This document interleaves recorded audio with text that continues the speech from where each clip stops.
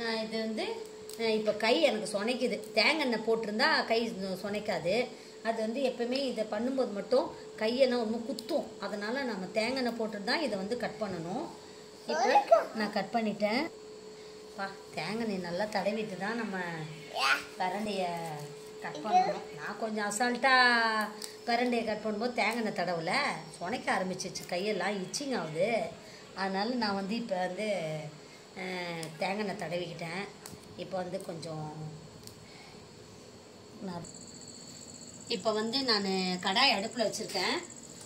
அதில் வந்து முதல்ல நான் வந்து பிரண்டையை கட் பண்ண பிரண்டையை வாஷ் பண்ணிவிட்டு இதை நல்லா வதக்கிக்கிடணும். எவ்வளோக்கு எவ்வளோ வதக்குறோமோ அவ்வளோக்கு எவ்வளோ நம்மளுக்கு கை இந்த தொண்டெல்லாம் காற்றை இல்லாமல் இருக்கும். இல்லைன்னா அப்படியே காரும் தொண்டெல்லாம். அதனால் எவ்வளோ வதக்க முடியுமோ நல்லா நம்ம வதக்கிக்கிடலாம். இது வந்து ரொம்ப ஈஸியான டிஷ் தான் செய்யறது. சாதாரணமாக செய்கிற மாதிரி தான் செய்யணும். ஆனால் முக்கியமாக இதை நல்லா வதக்கிட்டு தான் பண்ணணும். இது நல்லெண்ணெயில் வதக்கினா இன்னும் நல்லது. நான் இல்லை எண்ணெய் ஊற்றாமல் பண்ணிவிட்டு லாஸ்ட்டாக தாளிக்கும் போது நல்லெண்ணெய் போட்டால் நல்லது. நல்லெண்ணெயில் பண்ணிவிட்டு இந்த ரசம் பண்ணிவிட்டு அதுக்கு இந்த தொகையில் சாப்பிட்டீங்கன்னு வச்சுக்கோங்களேன். சாட்டர்டே ஆனால் என்ன பண்ணணும்னா நல்லா சுடு தண்ணி வச்சு எண்ணெய் தேய்ச்சி குளிச்சுட்டு அதுக்கப்புறமா இந்த பிரண்டை தொகையில அரைச்சிட்டு ரசம் வச்சு தான் சாப்பிடுவாங்க.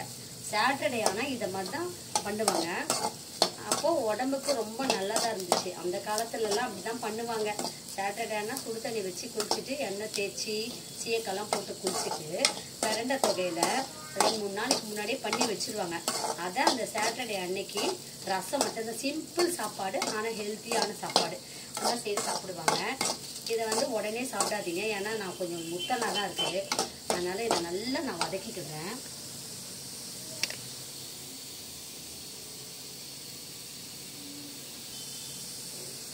இப்போ வந்து நான் வந்து பிரண்டை தொகையில் எப்படி பண்ணலான்றதை காட்டுறேன். இதை பாருங்கள். நான் முதல்ல பிரண்டையை நல்லா வதக்கிக்கிறேன். இதை பாருங்கள், நல்லா வதக்கிக்கிறேன். எண்ணெய்லாம் ஊற்ற வேண்டாம். நல்லா வாஷ் பண்ணிட்டேன். வாஷ் பண்ணிட்டு தான் இப்போ நான் நல்லா வதக்குறேன். நல்லா வதக்கலாம். ரொம்ப சின்னதாக ஆகணும். வதக்கினா சின்னதாக மெல்லிசாகிடும் பாருங்கள். அந்த பதத்துக்கு வரணும். சிம்மில் வச்சு கூட நம்ம முதல்ல பிரண்டையை வதக்கிக்கிடலாம்.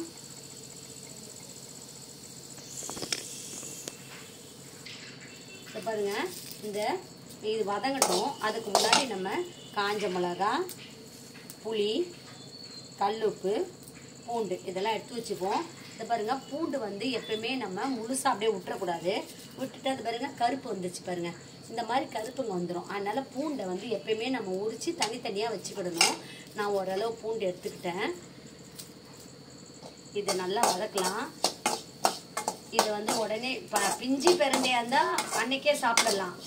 ரொம்ப முத்தின பிரண்டை நீங்கள் தொகையில் அரைக்கிறீங்கன்னா ஒரு 2-3 நாள் வச்சுட்டு கூட சாப்பிட்லாம். இப்போ நான் வந்து இதனோட பூண்டை போட்டுக்கிறேன்.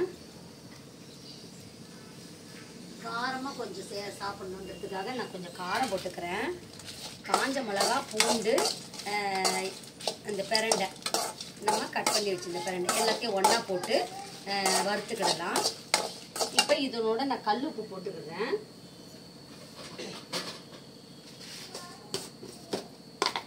இது வந்து தோட்டத்தில் காய்ச்ச பச்சை மிளகா, இதையே வாஷ் பண்ணிவிட்டு இதையே போட்டுக்கிறேன். கல்லுப்பு போட்டுக்கிறேன். போட்டு நல்லா வதக்கிக்கிறேன். இதை பாருங்க, நல்லா வதக்கிட்டேன். இப்போ இதுக்கு வந்து நல்லெண்ணெய் போட்டு தாளிக்கணும். நல்லெண்ணெய் இல்லைன்னா எந்த எண்ணெய் வேணாலும் போட்டுக்கலாம். அதாவது கோல்டு வின்னர் போட்டுக்கலாம், சாதா சன்ஃப்ளவர் ஆயில் எது வேணாலும் போட்டுக்கலாம். இப்போ வந்து நல்லா வதங்கிட்டு வாசனை வந்துருச்சு. இந்த பிரண்டை தொகையிலுக்கு முக்கியமே புளி தான். இது வந்து கருப்பு புளி. இதையும் போட்டு நம்ம புளி வச்சு அரைச்சாதான் பிரண்டை தொகையில் காட்டம் கம்மியாக இருக்கும், ருசி அதிகமாக இருக்கும். இப்போ எல்லாத்தையும் ஒன்றா போட்டு நான் வறுத்துக்கிறேன். ஒரு 5 செகண்ட்ஸ் வறுத்துக்கிறேன். இப்போ இதை நம்ம வந்து நல்லா வறுத்துட்டு ஸ்டவ் ஆஃப் பண்ணிடுவோம். ஆறிச்சு. இந்த மிக்ஸி ஜாரில் போட்டுக்கிறேன்.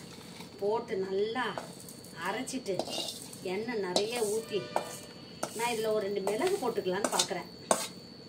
சும்மா 2 மிளகு வறுக்காமல் பச்சையாகவே மிளகு போட்டுக்கலான்னு இந்த பாருங்க. இந்த பதத்துக்கு அரைச்சிருக்கேன். இப்போ தண்ணி ஊற்றி அரைச்சிருவோம். கடாய் நல்லா காஞ்சிருச்சு. இப்போ நான் வந்து எண்ணெய் ஊற்றிக்கிறேன். நான் கொஞ்சம் நிறைய எண்ணெய் ஊட்டுறேன். அப்போ தான் அந்த டேஸ்ட்டு கொஞ்சம் கூடுதலாக இருக்கும், கெடாது. ஒரு 2-3 நாளைக்கு அப்படியே இருக்கும். இதெல்லாம் நல்ல காஸ்ட்லியான ஹெல்த்தி ஃபுட்டு. எங்கேயும் கிடைக்காது. நம்மளாம் வீட்டில் செய்தால் தான். கடுகு போட்டுக்கிறேன். கடுகு போட்டுக்கிட்டோம்.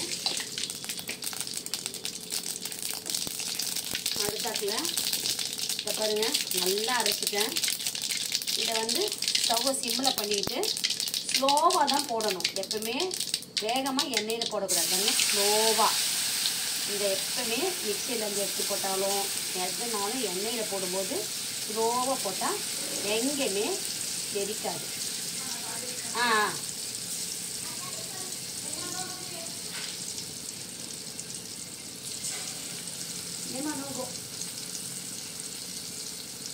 பாருங்க. இப்போ இதை வந்து நான் நல்லா எல்லாத்தையும் வழித்து போட்டுக்கலாம். இதை டேஸ்ட்டு பார்க்க கூட தொண்டை காரமோன்னு பயமாக இருக்குது. சும்மா லைட்டாக டேஸ்ட்டு பார்க்க வேண்டியதான். உப்பு புளிப்புலாம் பின்னாடி பார்க்குறது. இப்போ பாருங்கள். இதை அப்படியே கிளறி விட்டுக்கிட்டே இருங்க. சுவையான பிரண்டை துவையல் தயாராகிடுச்சு. நான் சிம்மில் தான் வச்சுருக்கேன். இதை பாருங்கள். எண்ணெய் நல்லா இருக்குது பாருங்கள். நல்லா எண்ணெயிலேயே கிளறி விடுங்க. சுவையான பிரண்டை துவையல். இதை வந்து ஆறின பிறகு ஒரு பாட்டில் எடுத்து போட்டுக்கோங்க.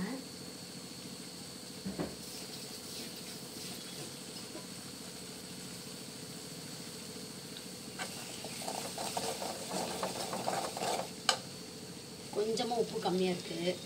சால்ட் போட்டுக்கிறேன். சுவையான பிரண்டை துவையல் ரெடி ஆயிடுச்சு. இதை பாருங்கள் எவ்வளோ டேஸ்ட்டாக இருக்குது. நீங்களும் அந்த மாதிரி செய்து சாப்பிட்டு பாருங்கள். இது ஒரு 2-3 நாள் கழித்து சாப்பிடுங்க. இல்லை மறுநாள் கூட சாப்பிட்லாம். இன்றைக்கி செய்து அப்பயே சாப்பிட தேவையில்ல.